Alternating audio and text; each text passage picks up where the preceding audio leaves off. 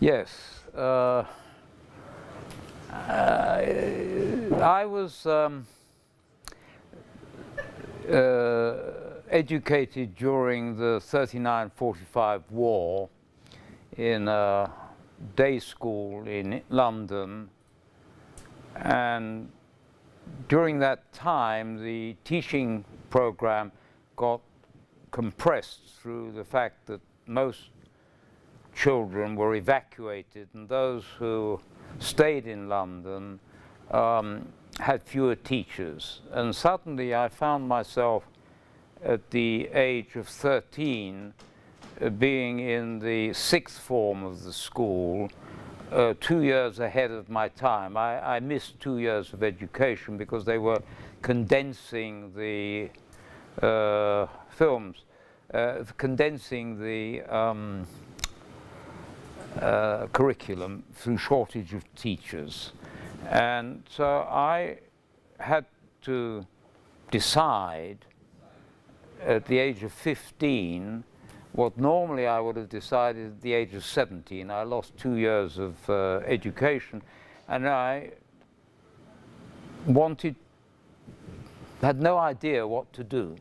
I thought I'd like to go to university. I had enough credits to get a place in Cambridge, and my brother, who was 4.5 years older than me, was already studying medicine, and I had an uncle who had died, who was a doctor, but my family were, my father and mother were immigrants from Eastern Europe after the First World War, and I grew up in a very non-academic background, but I thought, well, I'll follow my brother. So I went to Cambridge and studied medicine. And why nephrology? When? Pardon me? And nephrology. Nephrology. Well, that's a long story. I was trained actually to be by a rather unusual person who was the first full female professor of medicine in the United Kingdom. Her name was Sheila Sherlock, and I was senior house officer and then registrar to her at the postgraduate medical school in Hammersmith, and the professor was McMichael at the time. This was after I'd done my military service in Nigeria. I came back and was a registrar for her in liver disease, and she became the first full female professor of medicine in the United Kingdom when she got the post at the Royal Free Hospital in London. And I was interested in circulatory measurements by dye dilution technology, and really wasn't interested in nephrology. In fact, nephrology didn't exist at that particular moment in time, the word.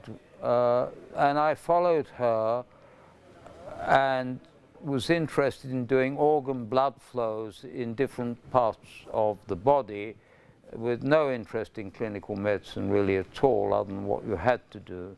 And she decided, after the first International Congress of Nephrology, which she sent me to, where I gave a paper on how to measure renal blood flow by injecting a dye into the renal artery and measuring the effluent dilution in the renal vein, which we published in the Experimental Journal of Medicine. She said, no, you can't stay in gastroenterology and liver disease. You are to become a nephrologist. So that's how I got into nephrology. That's probably not. Probably not, I would think.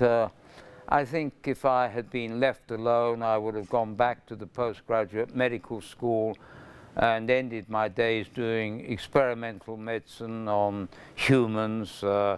She was a rather aggressive lady and used to use a lot of people who got very good medical care but were getting on in age as elderly human controls for diseased circulatory states. And this kind of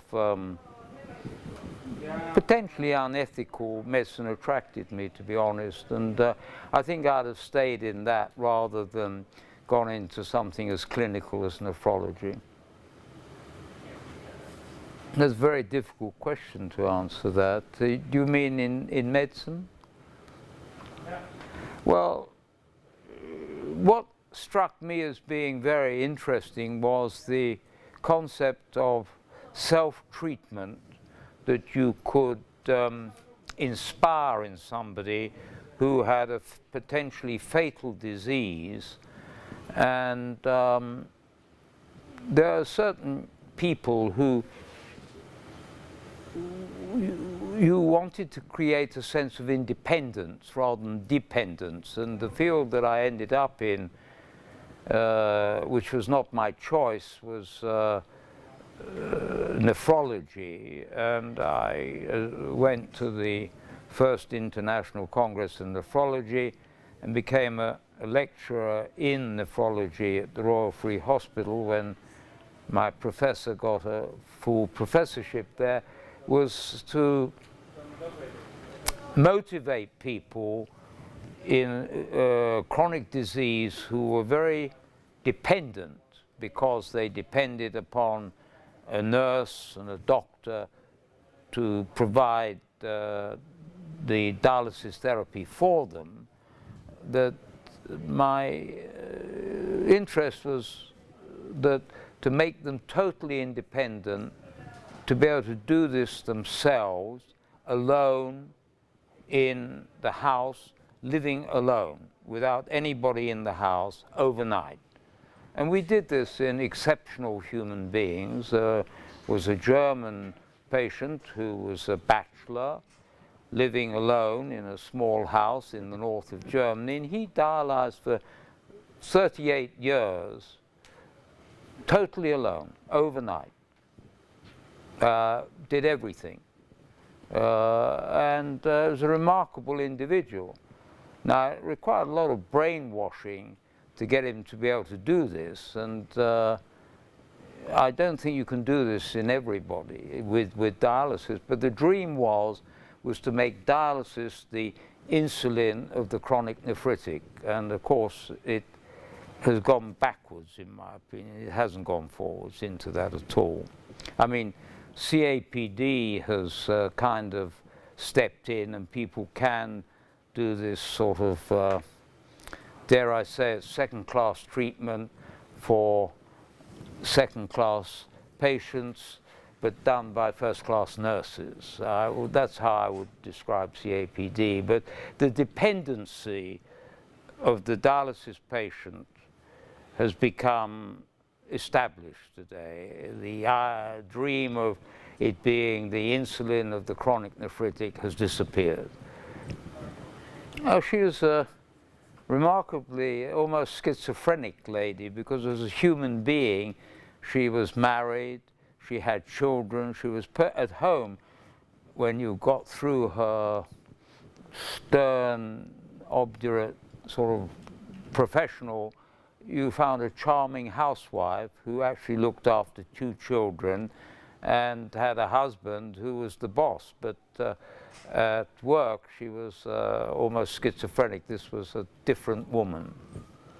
And if you were invited to her house and saw her in her natural environment, you appreciated her much more.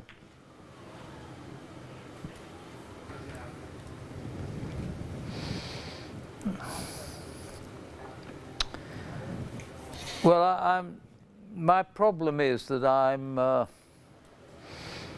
conceited, to be perfectly honest, and that makes teaching of people who are perhaps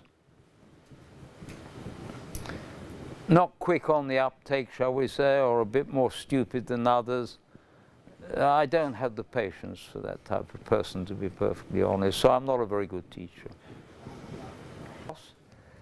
Oh, for those that I respected, a good one, and for those that I had little regard for, big turnover, very bad. Not a good guy to be a sort of tolerant teacher, very intolerant of idiots.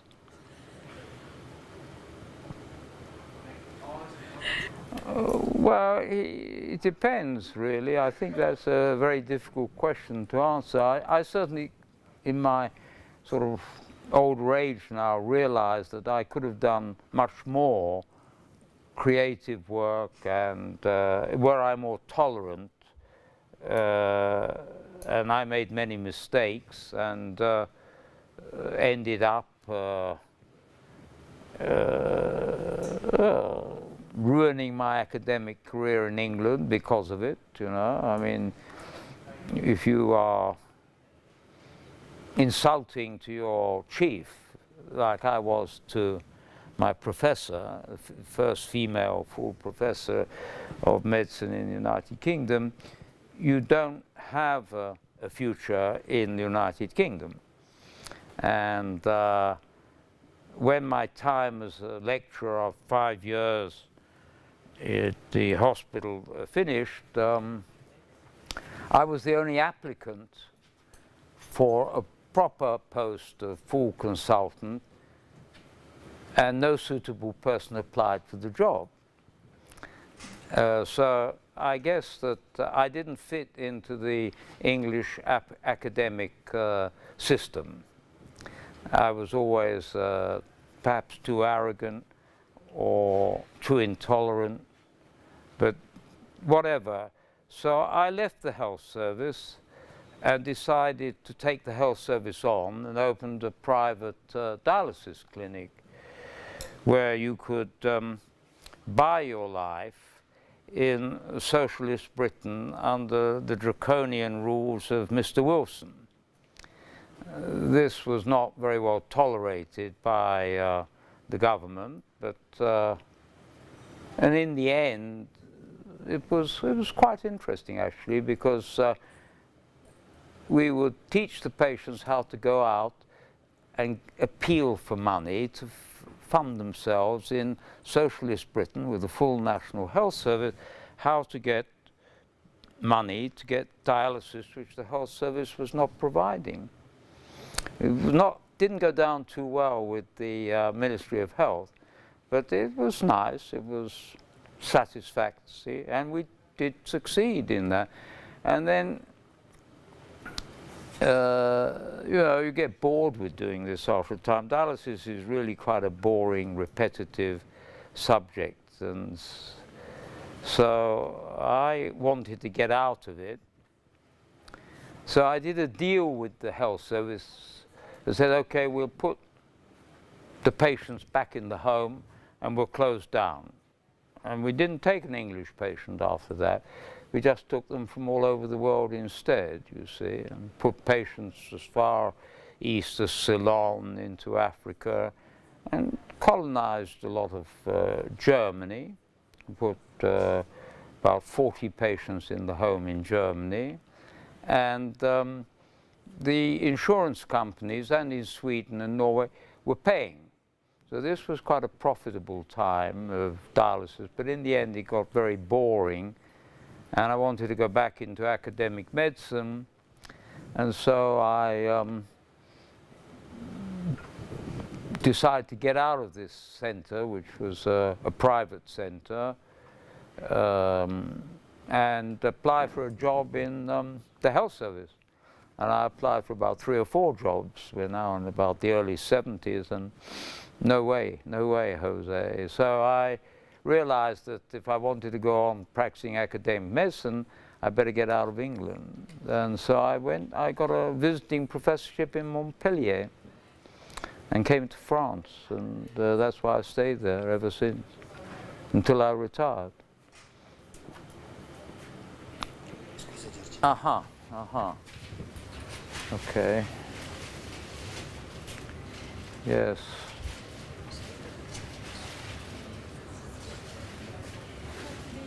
Well,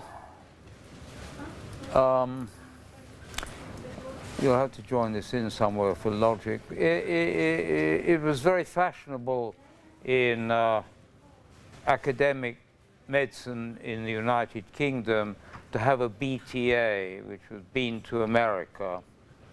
And so during my time at the Royal Free Hospital, where I was still a lecturer in medicine, it was suggested that perhaps I should go to America, and this was about 1963 time, and I went initially to Cleveland and worked with Kolff. Kolff was an impossible man to work with, and clearly, I mean, he had a lot of he's an interesting man, but there was no discipline in terms of scientific activities with Kolff. It was all basically sort of engineering, but not scientific medicine, and original ideas were not tolerated if they didn't come from Dr. Kolff himself. He was a very egocentric man. I think I am an egocentric man, and so there was a clash of personalities, and I didn't find myself working with Dr. Kolff for very long, actually. I was told to get out, and so I left. That was my experience with America. I went then to Seattle for a short time and I'd heard Belding Scribner give his talk in 1960 at the first International Congress of Nephrology. In fact, I think he gave it at Evian, not in Geneva. There was half the meeting was in France and the other half was in Switzerland. And I was very impressed by his determination. It was not his scientific contribution that impressed me. It was more his stubbornness and determination that came through when he presented his data at the first International Congress of Nephrology in 1960. And so when I found myself more or less without an academic future, you don't do with your professor what I did in the Royal Free Hospital, expect to survive. I decided to contact Kolff, and he said okay, and after about 3 months I walked out of Cleveland. I mean, you could not work with Kolff unless you had this sort of adulatory, almost, dare I say, sort of sepoy attitude towards a god, because this man was obsessive in the arrangement of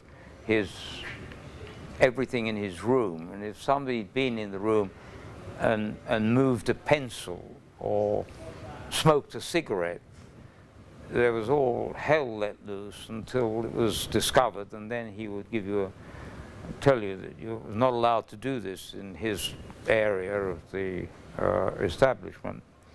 And so I left Kolff, as I said, and wandered over to Seattle and was very impressed with what Scribner was doing in 1964, and thought, well, I'll come back, and I came back and started to do dialysis the way that Scribner was doing it rather than the way that I was using a twin coil kidney and a big tank.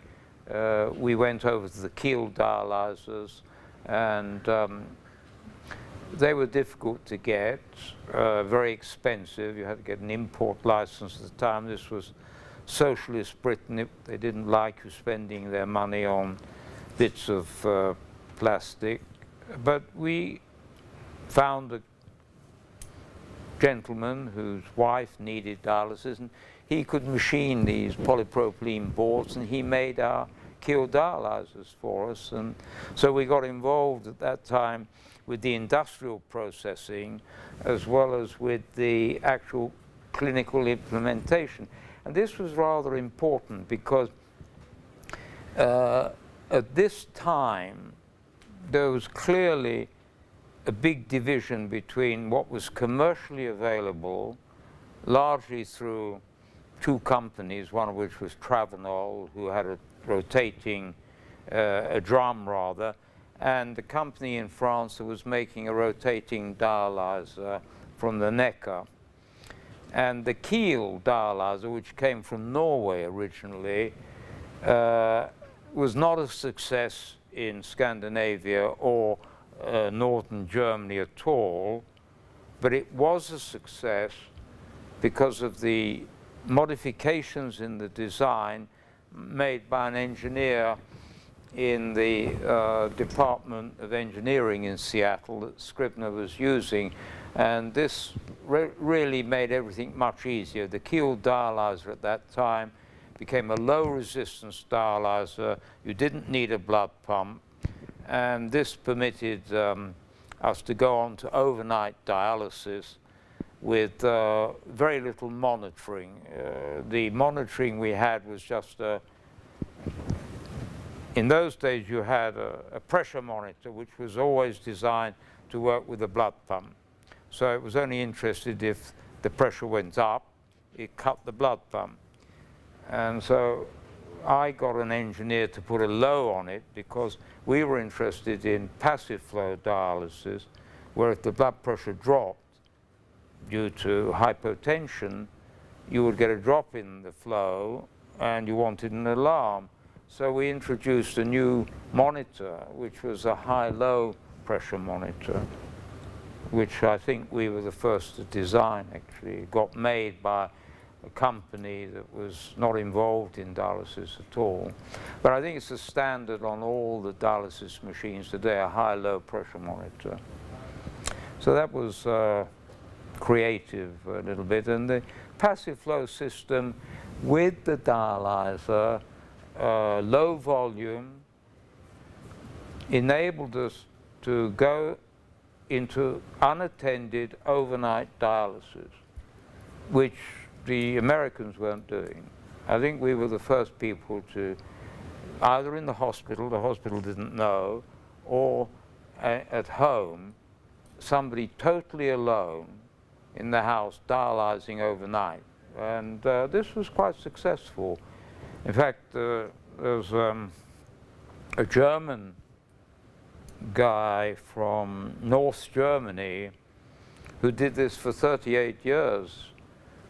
And the last 10 years he got tired of getting it all ready, so he married a dialysis nurse to do it. But for 20 odd years he did this by himself, completely alone at home overnight. But this kind of dream that this would be the insulin of the chronic nephritic has really gone out of the window now. It doesn't exist anymore, I'm afraid to say. But that's my opinion anyway. Scribner was well, he was a believer. He wasn't a cynic. He was intense. He was a religious man as well. He didn't like you swearing, and we got on very well actually, but he was obsessive to the nth degree about everything, and I think that's why he was successful in it. But he was out of dialysis. he was a charming man. I used to go, he lived on a houseboat with his wife, but in the dialysis unit of the laboratory,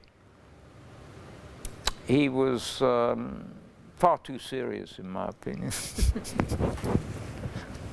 But probably because of him, dialysis is where it is today. I don't think there's any doubt about the fact that his approach was right, and you really needed an obsessive detail man to put it there. And I think the fact that passive flow and the Scribner shunt are now historical entities is of interest, because the access site, which is very interesting, this from a historical point of view.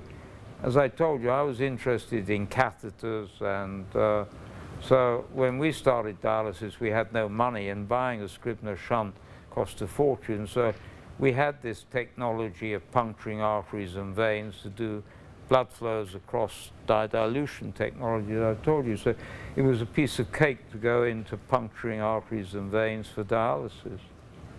And that's what we did. We punctured the femoral artery and punctured the femoral vein and left them in. We even had an Italian guy who had a brilliant device.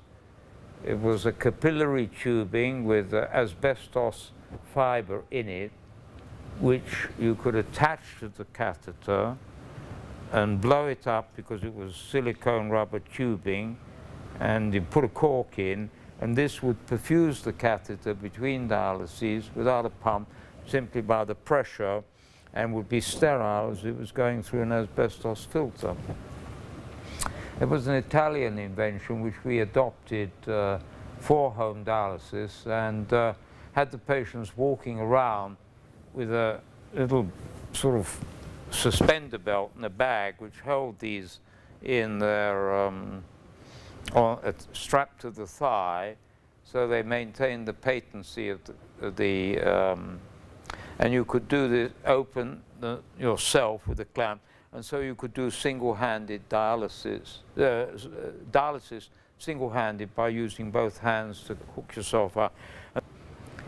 And I think that that is the concept of dialysis being the insulin of the chronic nephritic is a dream. This is a demanding exercise with high blood flows, short time.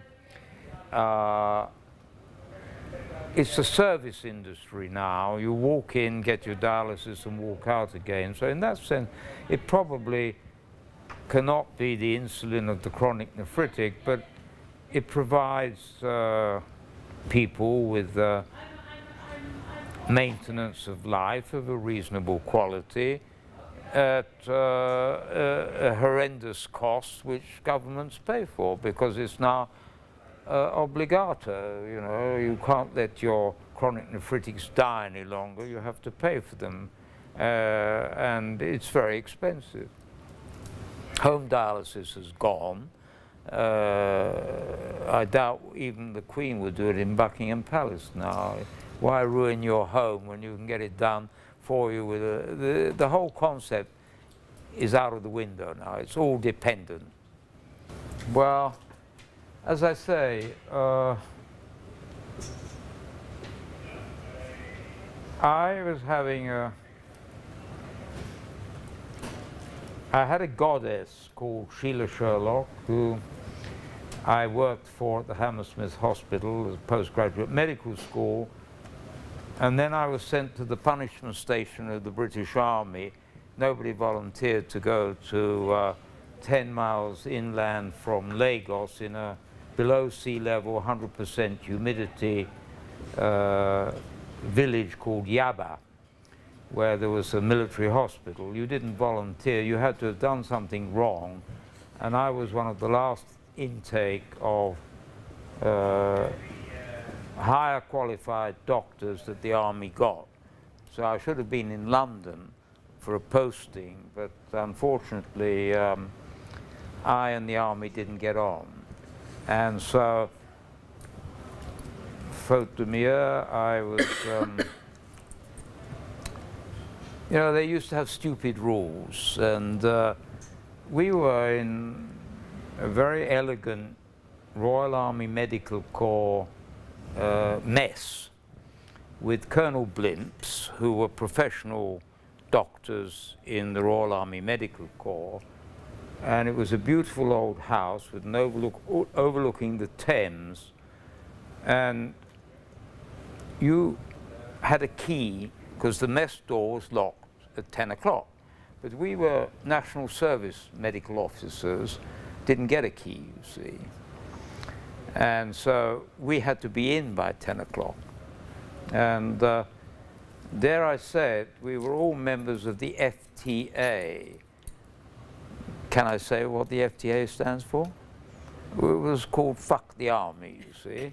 And, well, it's true. I mean, and I had learned how to climb in to trained at Cambridge.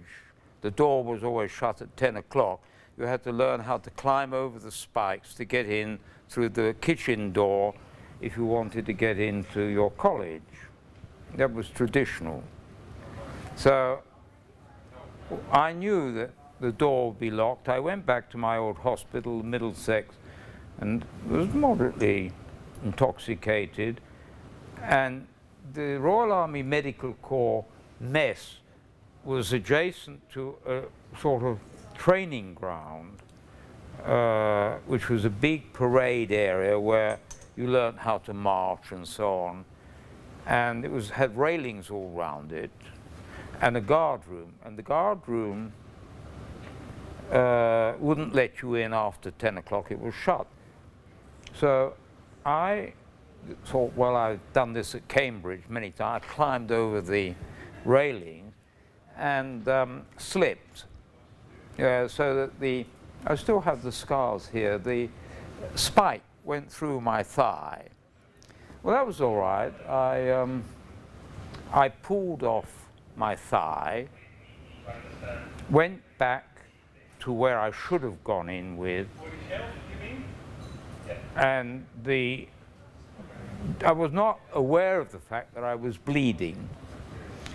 I was moderately intoxicated, and as I was walking out past the guard, who I would then walk all the way round to the front entrance of this house, which was the mess, the guard said, "Excuse me, sir, I think you're bleeding, you see."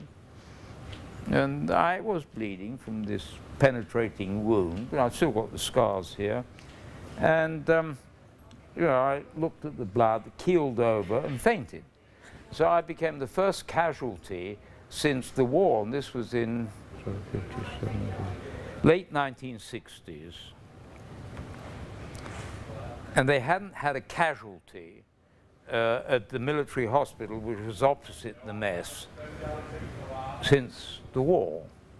So I was taken to the hospital, and these retired generals were living off night calls which never existed. They get extra pay for doing night duty, and so I had a major general called out, retired, for an emergency to stitch me up, because I'd put the spike right through and pulled it off, and I've still got the scars there and there. And it was very Colonel Blimpish, this story, and so they stitched me up, I stopped bleeding, or thought I stopped bleeding, and then I went back to my little room in the mess. I was taken back by an ambulance, but I got up the stairs, and finally the alcohol and the blood loss put me to sleep, and when I woke up in the morning, I was lying in a nice puddle of blood, you see. Now, I knew you couldn't do this in the army without getting into a problem, you see. So, cut a long story short, I had a job promised for me in London where I could go on doing my work on vascular disease circulations in the Department of Medicine of the Royal Free Hospital or the Postgraduate Medical School, I'm not sure which it was. And I came up for interviews, and so you had to have two sources of interview. Where do you want to go? London. Second source, Hong Kong. You had to put down two postings. Why do you want to go to Hong Kong? Oh, I think I'm interested in tropical medicine. So I got the posting to Lagos, which was the punishment station of the British Army. 22 months, 10 miles inland from the coast, below sea level, 100% humidity with no air conditioning. And that was a very interesting time. But you didn't volunteer to go there. Well, Survival. it was interesting, actually. It was very interesting. Well, nobody volunteered to go there. It literally was. But it was very interesting medically because there were, it's difficult to be certain, but I was the qualified. There were two of us who had our higher degrees in medicine at the time, and the rest were people who volunteered because they wanted to do good or had done something wrong and were being sent there. But I had to look after the Governor General's Parade of Honor. Every Monday, Wednesday and Friday I'd have my little Jeep and my driver, and we'd drive down to the Governor General's palace in Lagos.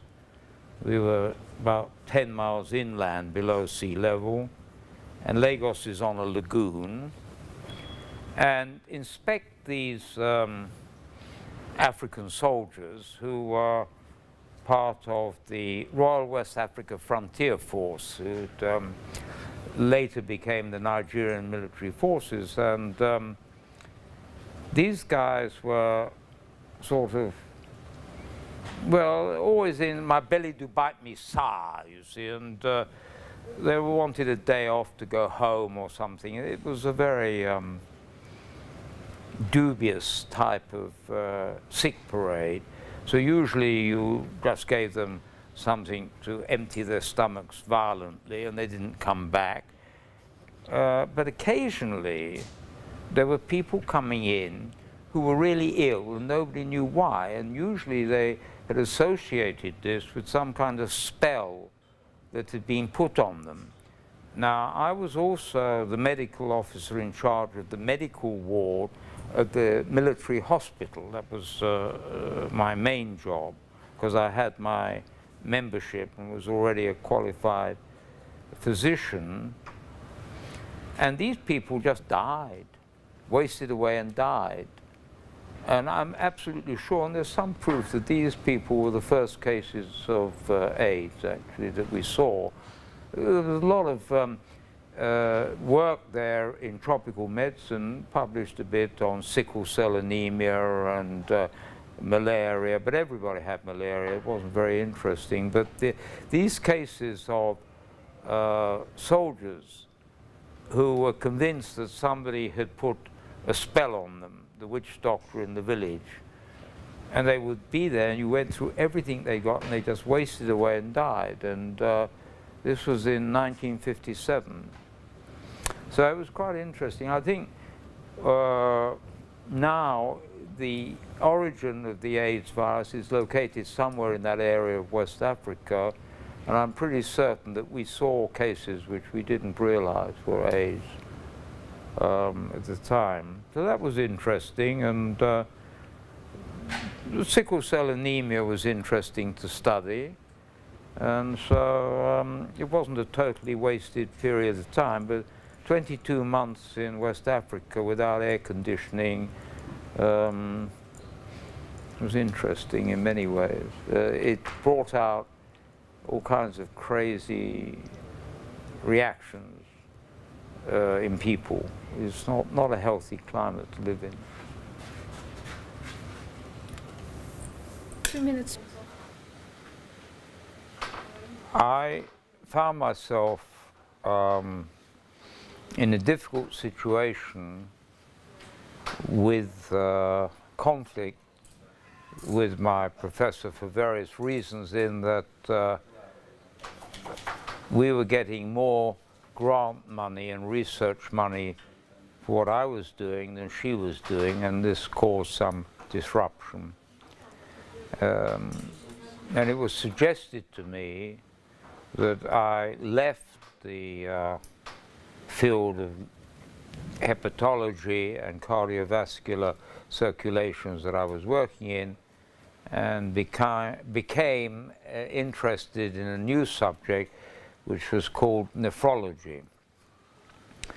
And so I went to the first International Congress of Nephrology in Evian and Geneva, and heard Dr. Scribner present his preliminary results on the use of dialysis technology for the prolongation of life in chronic renal failure in 1960. And when I came back to London, I thought it would be a good idea to try and do this. And so we started to do long-term dialysis as opposed to just acute dialysis for acute renal failure in 1961. And the impetus to have a European society that might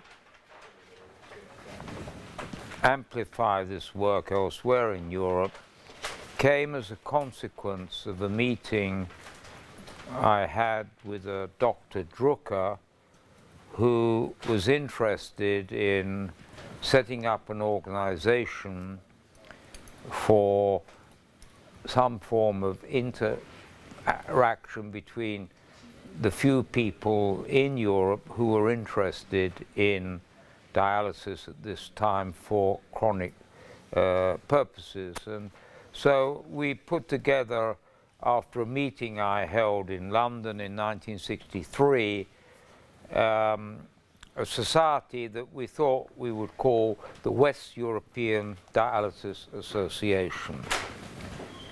And this society is, I think, was actually registered as ERA-EDTA, and there was a rival group at the Necker Hospital that were working under Professor Ambouget, which was not the transplant group, but the dialysis group, which was headed by a gentleman called Funk Brentano. And the idea of a West European Dialysis Association did not appeal to the French. And so, rather méchantly, I decided to add the T to the West European Dialysis Transformation and turn it into EDTA, which rolled off the tongue better and was the acronym for ethylene diamine tetracetic acid, and that's how it came about. We dared to put transplant together with dialysis, which did not please Professor Ambouget at all. Why? Well, he didn't want to be associated with dialysis doctors. You know, dialysis doctors were not on the same level as transplant doctors who were doing real work, you see. We were just mechanical jerks, you see. And so he wanted us to take the T out. And we refused. he was very annoyed, and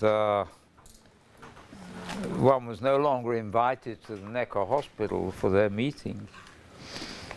And that's how EDTA came about. About 1964, I think it was, we started, and there was 3 of us. There was the Dutchman, who was Drucker, there was myself, and there was Kerr, who was a Scotsman working in the north of England. And we had the first meeting in 1964 in Amsterdam. Went very well. How many people? Oh, I don't know, a couple of hundred maybe. And not many French came to the first meeting. The Germans were quite interested. Of course, there were 2 Germanys at the time. We had a few West Germans. We struck up some relationships with Frankfurt at that time. And I can't remember the exact statistics, but they're down somewhere in the records. It was a small meeting but it was successful, 1964, and it went on from there. There was an Anglo-Saxon influence which didn't like the idea of DTA. They wanted this sort of applied type of lower class medicine to be subjugated to the higher class of pure renal physiology. And it took them a long time to get the era before the EDTA, when EDTA, ERA, and finally ERA-EDTA. But nobody talks about ERA-EDTA, they always talk about EDTA because it's a nice, it rolls off the tongue in every language, and it's a nice acronym. But there was this society in England called the Renal Association, which is old, it goes right back, but these were micropuncture people doing renal physiology. They weren't basically, at that time, clinicians at all. And I think the concept of nephrology on a worldwide basis came in thanks to the French, though, the term nephrology. And that was Richiero and Embouchet and Evian and Geneva. But it's interesting, although everybody calls it EDTA, it's actually ERA-EDTA. Why? You must ask whoever believes that it's necessary. I sometimes have my doubts as to whether, you know, it was EDTA era for a few years, and then thought, well, we better make it a bit more classy. We'll call it ERA-EDTA. But basically, if you look today at renal disease, it really wouldn't be very much without dialysis and transplantation. It would just be where it was 100 years ago. So, in a way, most people talk about EDTA today. Well, not really, no. I mean, to be perfectly honest, I think I preferred it when it was smaller. I mean, it's big business today, let's face it. I mean, governments spend a fortune, industry are clearly the ruling caste here, and when it was a small club, it was nicer. Now it's a big meeting, you know, one of the biggest in the world, and it has spawned other copycats all over the world, you see. So we were original and probably far more successful than even the Americans when you get down to it. I mean, the clinical application of nephrology in dialysis is much stronger, in my opinion, in Europe than it is in America. You had the micropuncture dominance of the American Society of Nephrology, which started several years after, I think, the starting of the EDTA. They've always managed to keep the applied therapies under control, whilst the micropuncture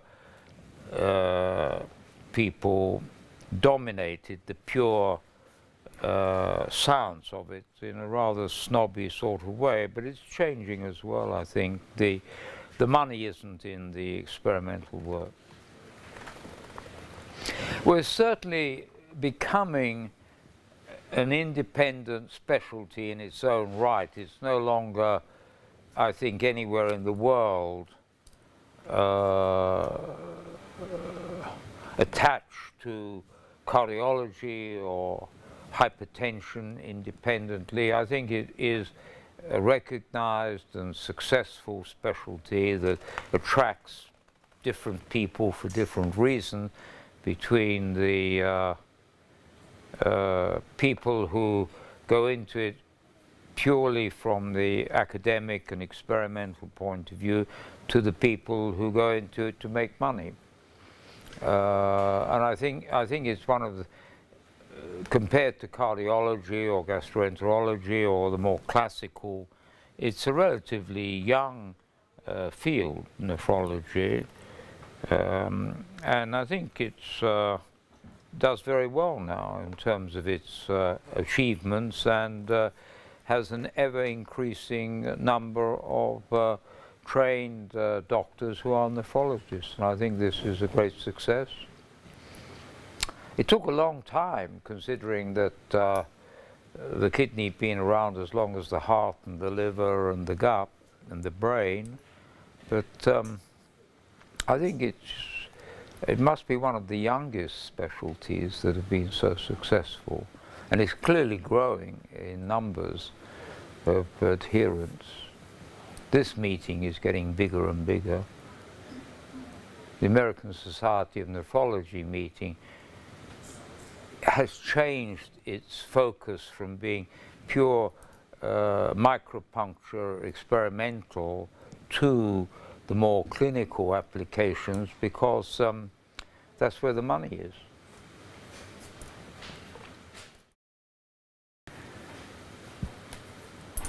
It's a tricky one. I think, you know, the dream that dialysis would become the insulin diabetic has failed. Therefore, you have got a sanatorium type of chronic dialysis patient today, particularly, if you will, the younger population that are successfully transplanted get better rehabilitated, and you're left with a geriatric population who live and die, and it becomes extremely limiting intellectually. I think you have to be some kind of highly motivated human being to continue in that type of approach, or you're in it for the money. Yes, a bit cynical, that's right. The days of proprietary dialysis units arrived with our, I remember very well the days when they arrived in America. I set up one myself, as I think I told you, when I left the National Health Service. And you could make a lot of money out of it if you were clever. You reused the products, and it's still going on, of course, whether it's a good thing or not. In fact, I think we were the first to reuse dialyzers, actually. The industry didn't like it. I can remember being courted by Travenor long before Kiel came along and asked not to reuse their dialyzers. I think I was the first person to reuse them. It was economically the only way we could dialyze in those days, because we were rationed by the hospital in how many dialyzers we could have, and they thought this would prevent us from increasing our population. But we reused the dialyzers without the permission of the hospital and were able to increase our population. And then when we got controlled by my professor, we used to have to hide the patients so she wouldn't know how many we had at the Royal Free Hospital. But that's all gone now. It's all. But there were definitely moral reasons for doing it, as well as financial. But it's never. It has not fulfilled its dialysis. Has not fulfilled its dream. It's not the insulin of the chronic nephritic. Freedom. Freedom. I think it's very difficult today to have an original idea. I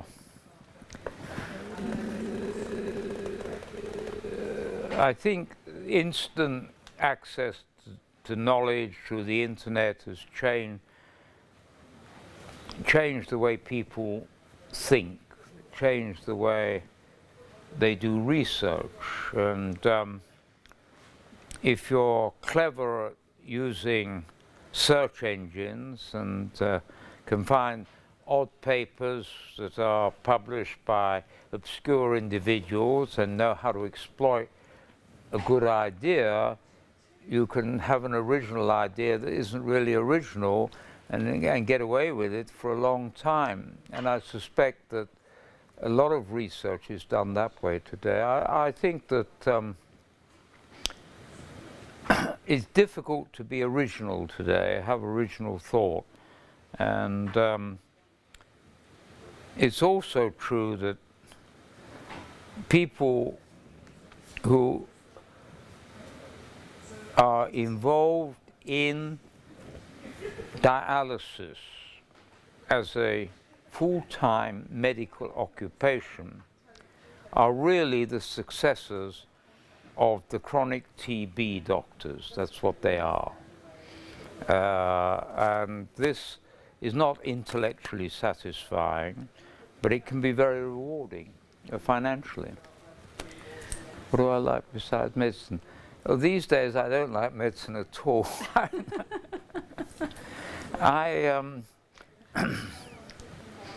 do I like? I swim. I like swimming a lot. I go swimming every day for about, thanks to a skiing injury, I have a problem with the knee. I can actually swim further every day than I can walk because I get pain in the leg on my knee, which limits my walking distance, whereas I can swim as, we go swimming every day for about a couple of hours in the sea all the year round. Only the medusae are the threats. You get bitten. I got bitten last week here. You see, there's a little bite. But with a nice hood on, you are protected. So swimming is... I used to play water polo as well. That was an interesting game as well. And a bit of rugby. But swimming is what I do most now. In the sea. All year round.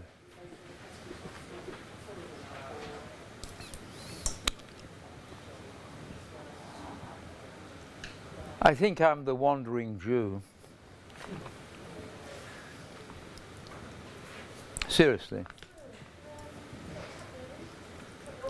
Now I don't really have I left the United Kingdom because I couldn't get a job there. I was banned. when I finally got fed up with dialysis, I must say that dialysis is not as interesting as being a TB officer before streptomycin came in. It is a repetitive, boring job, and I think anybody with a few grey cells gets bored with repetitive work. And so when I wanted to go back into academic medicine, I tried to get back into English medicine. I couldn't get a job. So I packed my bags and went to Montpellier, where I got a visiting professorship. Liked it, so I stayed there. But I never felt French. But Montpellier is a very tolerant city. It's known, you know, for welcoming foreigners. The university is very tolerant, unlike certain French universities. It has a tradition of tolerance, Montpellier.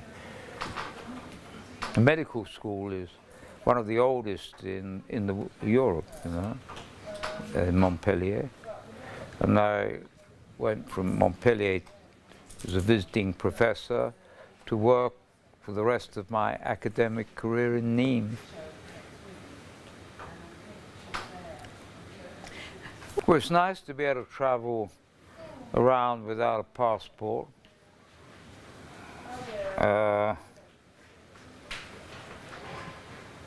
You know, we wander from France to Italy to Austria, Czechoslovakia.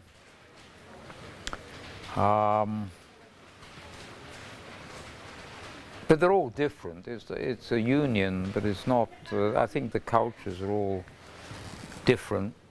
But I think it's. You can't really say it's like America with different states. I think it's far too individualistically, and the language differences are enormous. But it makes for an easier life. I think you shouldn't go into this believing you're going to save the human race. I think it's a worthwhile profession if you are motivated for some reason or curious for some reason, but it's a demanding profession. And it requires a lot of effort to succeed in. It's competitive, but the glamour of it, or the respect for being a physician these days, I think, has gone. I think it's just another profession. You could be a lawyer, you could be an accountant, you happen to be a doctor. The human race has now reached a level of they need doctors when they've got a problem, but whether in fact they have the respect they used to have, I don't know. I'm not really able to judge, but I have the impression that you use your doctor because you have a need for it. Whether you respect your doctor because you have a need for it, I can't answer that question. I think it's gone down in society, the value of being a doctor. It's my impression. Well, it certainly can be rewarding financially if you go into private nephrology practice, by which I mean dialysis. I think you can still end up earning more money than by doing something else in medicine. It's a pretty easy route to having a reasonably high income in the medical profession without having to do too much work and without having to be too intelligent. And if one is intelligent? I think you wouldn't do it because you'd be bored stiff. I mean, it's worse than being a tuberculosis officer. Sorry.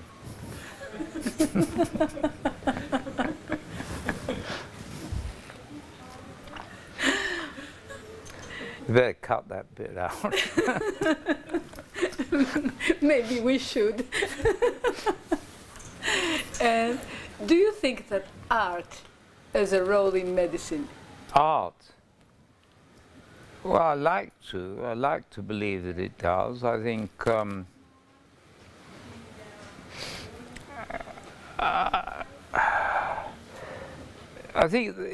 medicine, if you look on it purely as a didactic, scientific subject, is wrong. I think medicine does involve an interreaction of humans, clinical medicine. If you're an experimental animal doctor, then we're not talking about it. But clinical medicine, you're dealing with human beings, and I think that contact is rewarding to the doctor, and therefore attractive for those who feel that there is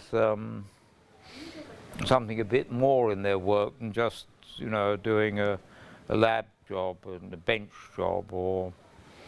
But I think it's changing though a lot. I think the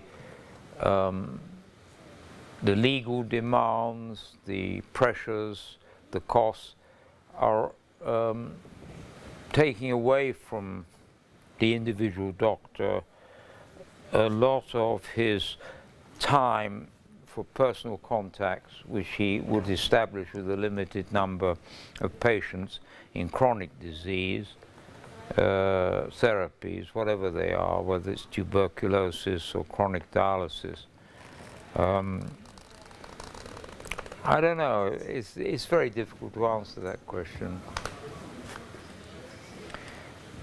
I don't practice medicine anymore, I'm out of touch, so you're asking me opinions that you need to ask somebody who perhaps isn't as old as I am. I don't know if it's